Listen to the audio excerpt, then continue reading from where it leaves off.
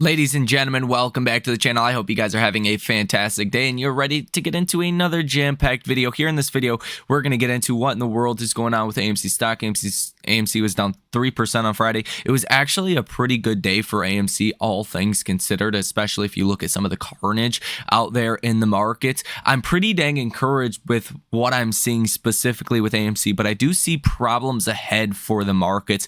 We do have this conflict over in the Middle East that is by far the biggest driving factor of our markets right now. Bond yields are also important.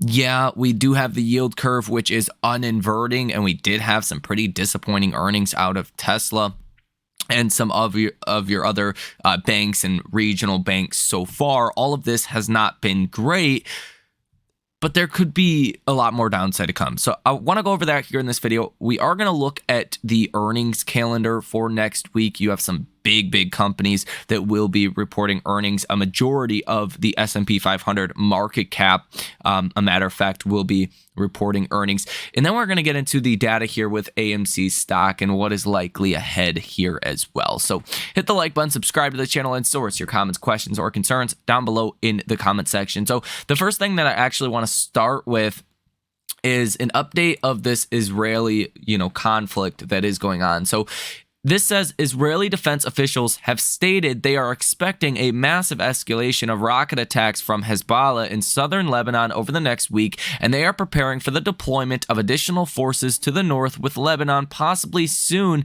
becoming the primary war zone. So switching from Hamas to being Hezbollah, this is not good.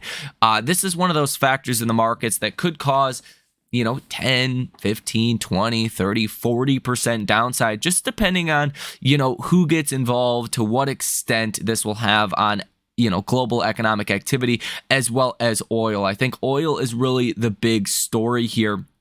When it comes down to this conflict. Again, the Strait of Hormuz does control 20 to 30% of the oil supply for the world any given day. These are oil tankers, these orange lines and dots. So this is a choke point for oil. If you do see this get cut off or restricted in some form or another, that would have huge effects to the price of oil, and that would obviously not be great news for the markets, for the economy, for the Fed, for inflation, all of that. It would be pretty rough. Now, this news is also pretty escalatory as well, or showing signs that maybe things are going to escalate with Hamas here in the next coming hours or days. This says the Israeli Air Force once again dropped leaflets over the northern Gaza Strip today, with them stating, urgent warning to the residents of Gaza. Your presence to the north of Wadi Gaza is putting your lives at risk. Anyone who chooses not to evacuate from the north of the Gaza Strip to the south of the Gaza Strip may be identified as a partner in a terrorist organization. And that's exactly it. It's not good. This, says Deputy Security General of Hezbollah, Naim Qassem, has stated today that an Israeli ground invasion of the Gaza Strip will be a graveyard, and that they have no choice but victory, and Israel has no choice but defeat. He further stated that they have received many calls that have warned Hezbollah from getting involved with the war in Israel, but they are now, in quote, the heart of the battle. So probably going to get worse from here. It's probably not going to get better. And this is something that the markets are reacting to. This is not something that, we can quantify to what degree in which you could see downside or any of that. But it does not look good as of right now. And I think that is safe to say. Again, anywhere in the range of 10 to 40% downside I could see. 10% is really as to be expected if this conflict does get worse, if the U.S. were to get involved. But, 40% plus downside could come if, there was implications for energy and energy prices did shoot through the moon. You could literally see gas at the pump $10, $15, $20 a gallon if that strait were to be cut off or restricted in some form or another. Now, this is obviously not going to have good impacts to AMC. AMC stock is currently down on Friday about 3%. In after hours, AMC stock was up 0.17%. You are holding above your longer term downtrending line of support. This goes back to January of 2022. And this level is really around here at about $8.65, $8.70, 60 cents, in that range or so. You just want to hold above that. If you don't, you're going to be in for some more problems, potentially even getting back to the $7 range. I would almost expect that if this conflict does escalate into something to be, much worse. Now, if the situation does blow over, if there's just no developments or whatnot, as long as we're not getting worse and further into this conflict, then AMC stock could probably continue to base out from here and even make that upside move. Now, I still think at some point a multi 100% rally is coming. That could be 100%, that could be 500%, 1,000%. A multi 100% move, like a multiple move of AMC's share price here today. 18, 20 something, 28, 30, 40, 50. Those could all be levels in which that are in the cards. I do think you're at a moment in time where a lot of people are pretty pessimistic on AMC. There's not a lot of enthusiasm around AMC. But again, the power that AMC has is everybody knows about AMC, right? Everyone knows about AMC. So people are going to be trading this stock on those upside moves. And that is something that you should expect to happen. At least I am. When the rally does start, we're already seeing that in the option activity. The option activity has flipped. It is much more bullish than even the broader markets. Now, if you take a look at the MACD is flattening out at just under 1 negative on the signal and the MACD line, which is obviously you want to see this go positive, but it's not terrible. It definitely could be a lot worse. The RSI at 41.54, definitely on the side of being a little bit oversold. So not the greatest technical indicator there as well. What we seen on Friday was the KRE was down about 4.25%. Some regional banks had some problems on their earnings, and that really is what caused that. The regional banking crisis might not be over, and that would obviously be something that would kind of be like a black swan at this point if you were to get more banks that do start to go under. Now, a little bit more encouraging news. TLT actually did catch a buy on Friday. That means Treasury yields did fall. 10-year Treasury yields fell.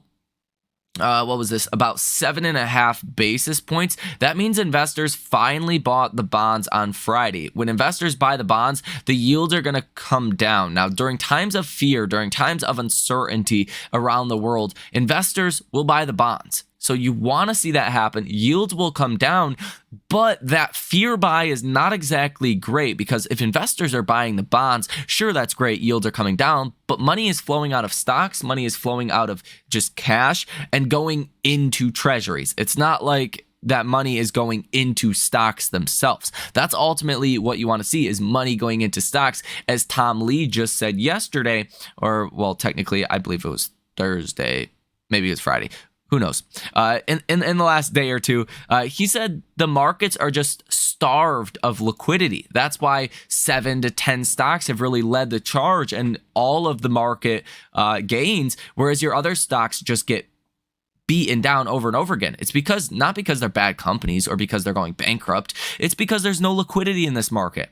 It's been sucked out of this market, and that's not exactly great. Now, oil was down 1.2% on Friday. That was definitely some good news. The dollar was flat, pretty neutral there, and gold was up 0.27%. Again, continuing with this fear move, investors piling money back into gold.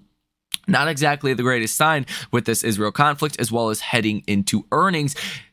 I mean, earnings is really going to be a wild card here. I think there's going to be some that are really good, some that are really bad. Now, here is the calendar. You guys can pause this for yourselves. Take a look. Come join the trading community. I posted this down below in the description. You can join that. I posted it in the trading community, though. And Tuesday pre-market, you're going to have Coca-Cola, Verizon, GE, RTX, 3M, Spotify, Next Era, and GM. Tuesday after hours, you're going to have Microsoft, Alphabet, Google.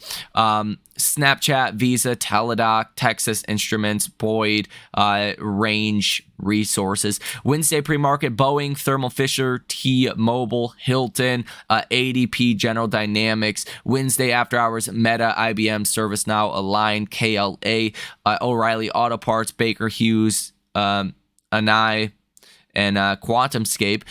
Thursday pre-market, Royal Caribbean, UPS, Hershey's, Altria, Southwest, Tractor Supply. Thursday after hours, Amazon, Enphase, Intel, Ford, Chipotle, Dexcom, Skechers, Capital One, United States Steel, and Vail.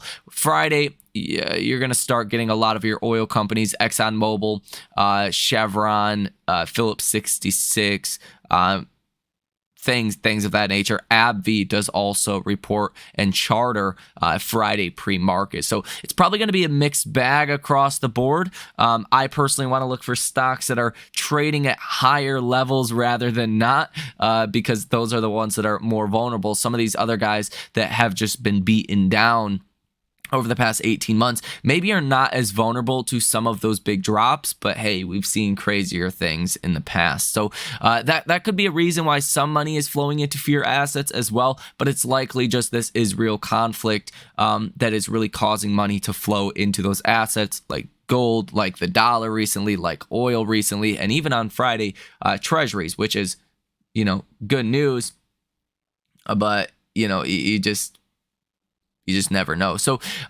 there is that. Now, in terms of AMC stock, what you've seen recently was, what's his name? Eric Handler wrote in a note released Tuesday of last week that Roth MKM raised its third quarter revenue estimate to $1.304 billion from $1.20 billion, an increase of 35% year over year and down just 1% from the third quarter of 2019 before the COVID-19 pandemic hit. The analyst firm also raised AMC's adjusted EBITDA estimate to $161 million from $116 million. So this is good. They also say that AMC's domestic box office market share should improve on a year-over-year basis as a result of strong IMAX Corp results boosted by the success of the summer blockbuster Oppenheimer, according to Roth MKM. It says Oppenheimer and fellow blockbuster Barbie fueled AMC's best week ever for admissions revenue, the company said in July. Some 65 U.S. locations also set single-week box office records, including 13 locations in the greater Los Angeles market, according to AMC. The movie theater chain also enjoyed its busiest weekend since 2019, boosted by the openings of Barbie and Oppenheimer, a cultural phenomenon that was dubbed Barbenheimer. And the Taylor Swift movie, the Eras Tour, has shattered the company's record for single-day advance ticket sales with $26 million in ticket sales revenue on August 31st. So we'll have to see what these numbers look like, but we hope it's good. It says distribution fees for most major movie studios range from 10 to 15%, he added. We believe AMC undercut studio rates to partner with Taylor Swift and Beyonce with a fee in the 5 to 6% range. It's responsible for marketing and promotion and is paying Variance Film, who is coordinating bookings. That is something we really want to see too, because they basically cut out the studio middleman here. Taylor Swift and Beyonce going straight to AMC.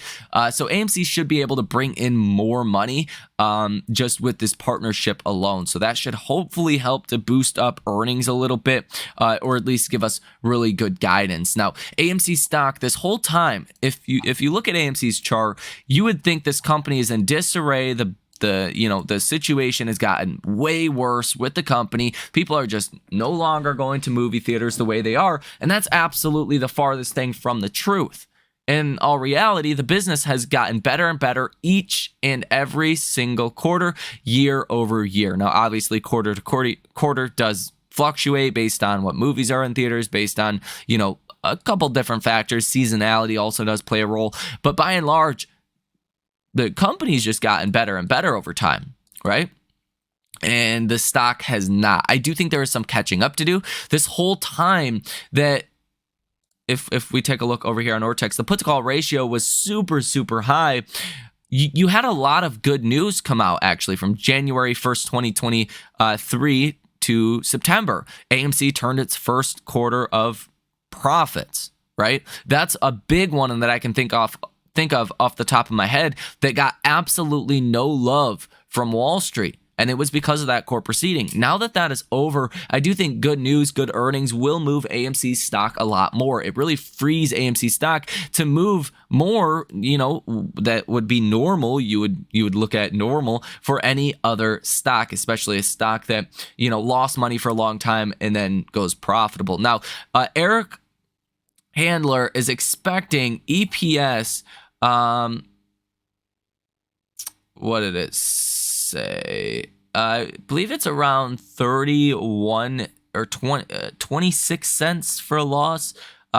Somewhere around there. If you see a big beat to that, that's going to be really, really good news. If AMC could somehow turn a profit, that would be incredible, because the earnings AMC turned a profit, they were actually not expected to turn a profit, and it was $8 million. I believe that was last earnings. So hopefully we can see something similar, which last earnings revenue was 1.35 billion. So if you see a similar, revenue number, you might actually be able to turn a slight profit, and that would be your ultimate good news. Now, taking a look here at the Stocko Tracker data, you do have some option activity next week. 9,000 calls in the money, 45,807 calls out the money, 7,114 puts in the money, 26,263 puts that are out of the money. So a decent amount of option activity. And if you do look at the Ortex data, short score of 57, $140 million worth of short positions, estimated short interest of free float at 7.54%,